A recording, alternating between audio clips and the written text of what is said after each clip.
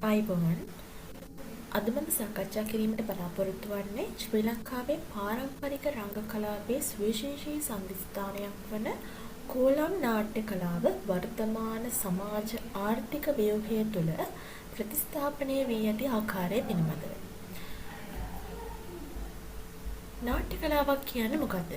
නාට්‍ය කලාව කියලා කියන්නේ හුදෙක් විනෝදාස්වාදයේ ඉක්මවා ගිය මිනිස් අත්දැකීම් සහ හැඟීම් ප්‍රේක්ෂකයා ඉදිරියේ ප්‍රතිනිර්මාණය කරන ජීවමාන කලා මාධ්‍යයක්.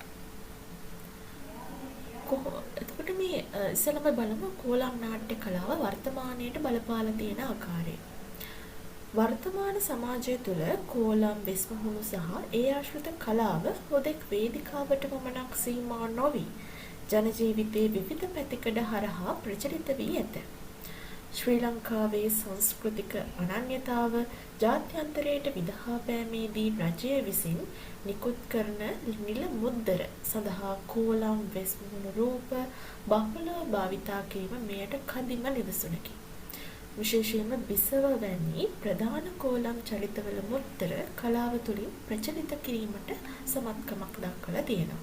මේ තියෙන්නේ මේ දාලා තියෙන රූප සටහනේ තියෙන්නේ මුද්දර සඳහා කොහොමද මේ භාවිතා කරලා තියෙන්නේ කෝලම් නාට්‍යයේ එන විවිධ චරිත. ඊළඟට අපි බලමු ව්‍යාපාරික සංවේදනීය සහ වෙළඳ ලකුණු සඳහා කොහොමද මේ කෝලම් නාට්‍ය භාවිතා කරලා තියෙන්නේ කියලා. ගොඩක් භාවිතා කරලා තියෙන ව්‍යාපාරික වෙළඳ දැන්වීම් සහ ලේබල් වලට මේක පාවිච්චි කරලා තියෙනවා.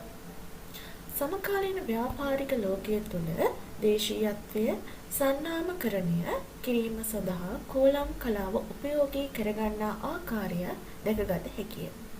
නිෂ්පාදන සඳහා ශ්‍රී ලාංකීය අනන්‍යතාවයක් ආරෝඪ කිරීමට වෙළඳ දැන්වීම් සහ ලේබල් නිර්මාණයේදී කෝලම් රූප භාවිත වී ඇත. උදාහරණයක් විදිහට සමහර මත්පැන් නිෂ්පාදනවල ප්‍රචාරක ලේබල් සඳහා දේශීය වෙස්මුහුණු රූප යොදා ගැනීම පෙන්වා දෙන්න පුළුවන්.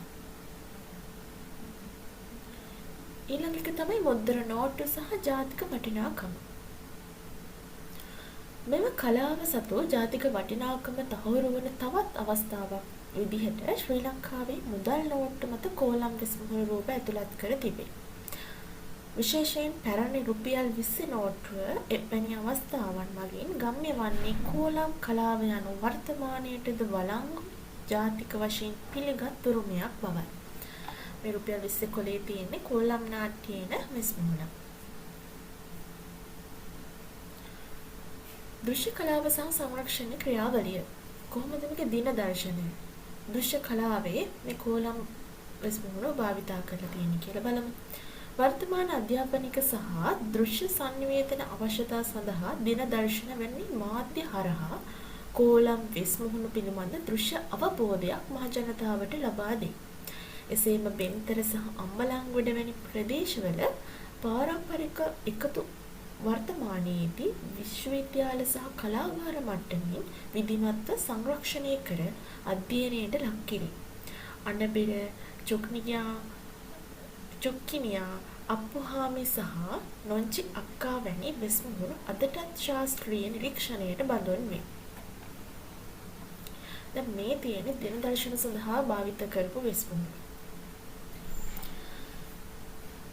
අපි කෙටියෙන් පැවසුවොත් කෝලම් නාට්‍ය කියලා කියන්නේ අතීතයට පමණක් සීමා වෙන්නේ නැතුව කෞතුක වස්තුවක් නෙමෙයි නේද? يعني අතීතයට විතරක් ඒ කාලෙට විතරක් සීමා වෙච්ච කෞතුක වස්තුවක් නෙමෙයි. මේක අද වර්තමානයේ ආර්ථික සංස්කෘතික සහ සංවේදන යන හැම අංශයකටම සිය අනන්‍යතාවය මුසු කරමින් බලපෑම් එල්ල කරන ජීවමාන කලා මාධ්‍යයක් කියලා අපිට මේ කෝලම් නාටකය පෙන්වා දෙන්න පුළුවන්. ඒ වගේම තමයි ඔය බෙන්තර සහ අම්බලන්ගොඩ වගේ ප්‍රදේශවල පාරම්පරික වෙස්මුහුණු එකතු වර්තමානයේදී විශ්වවිද්‍යාල මට්ටමින් සහ කලාගාර මට්ටමින් සංරක්ෂණය ප්‍රදර්ශනය කරනවා. මම අර කලින් කිව්වා වගේ අනබෙර චුක්නියා අප්පුහාමි මුදලි නොංචි අක්කා සහ පොලිස් කෝලම් වැනි වෙස්මුහුණු අදටත් කලා ලැබි ජනතාවගේ සහ අධ්‍යාපනය ලබන දරුවන්ගේ නිරීක්ෂණයට ලක් වෙනවා. මේ දත් අනුව පෙනී යන්නේ කෝලම් නාට්‍ය කලාව වර්තමාන සංනිවේදන ව්‍යාපාරික සහ සංස්කෘතික ශ්‍රේෂ්ඨයන්හි අත්‍යවශ්‍ය අංගයක් ලෙස තවමත් ජීවමානව පවතින බවයි. එතකොට ඔයාලට දැන් තේරුම් ගන්න පුළුවන් වෙන්නේ නැති මොකක්ද මේ කෝලම් නාටකය කියන්නේ කියලා, ඒක වර්තමානයේට කොහොමද බලපාලා තියෙන්නේ කියලා තේරුම් ගන්න පුළුවන් වෙන්නේ නැති. හරි. එහෙනම් අද මම ඔයාලගෙන් සමු ගන්නවා. ඔයාලට සුබ දවසක්.